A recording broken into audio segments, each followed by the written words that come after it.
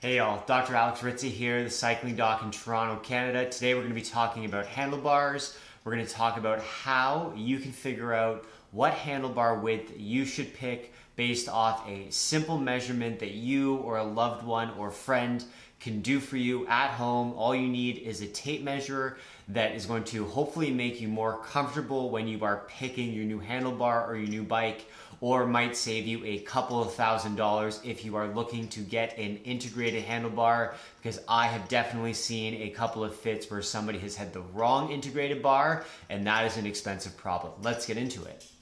So if you guys are thinking about getting a new BMC with the new integrated handlebars, the good news is you don't need to watch this video, because the only size these handlebars come in is a 36, and I've got my hoods at a 32 because narrow is arrow.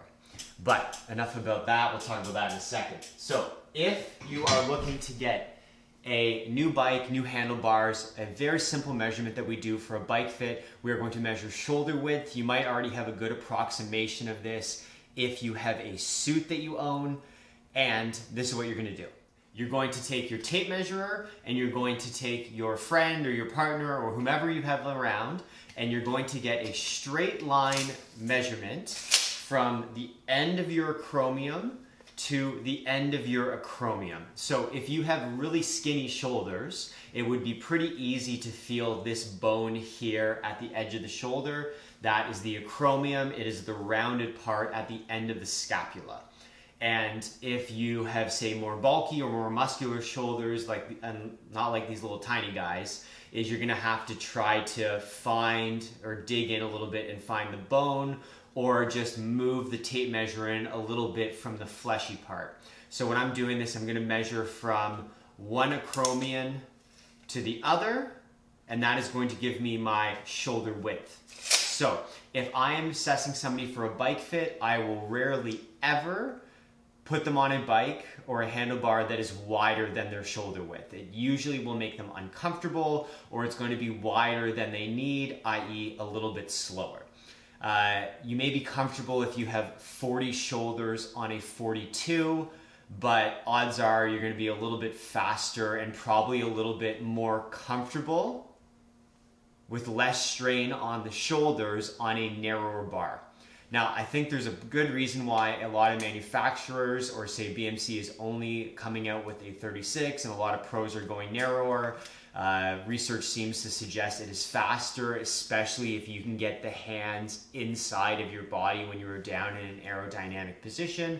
But also, frankly, if somebody is just a little bit wider in their hands and their elbows are out, it's usually going to be a little bit more uncomfortable in the shoulder.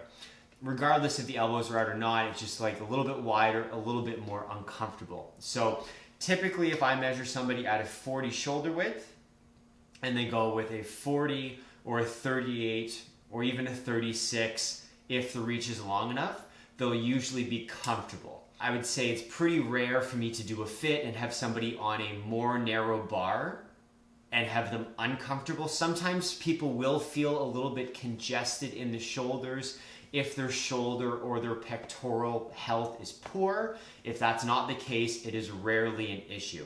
So that is a pretty good general rule of thumb.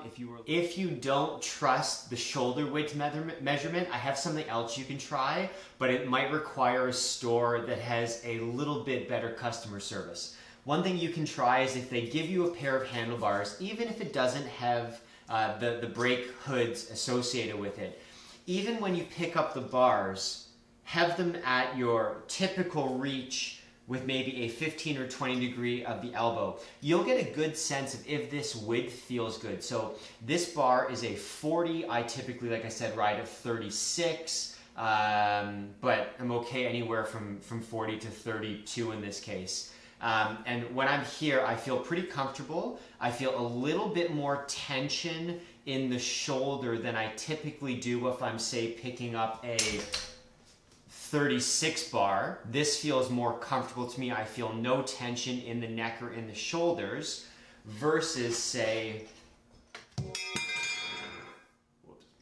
versus the 44 here, where I feel like I'm using muscular effort to hold. I feel irritation through the trapezius, through the shoulder, through the lats, and in my standard position, I can actually feel muscular effort required to hold on to this position.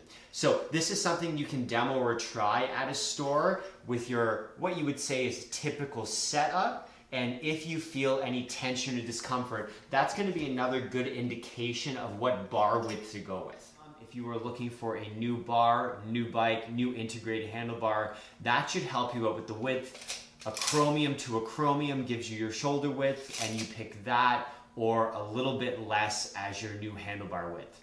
I hope that's helpful. I'm sure this is going to be contentious because everybody has their own opinion on this, but as a bike fitter, this is what I do. This is what typically works. I've never had somebody come back in 3 years and say my bars are too wide or too narrow, and this very well will hopefully save somebody $1,000 if they are getting a new integrated bar and stem combo. Stem length, get a bike fit.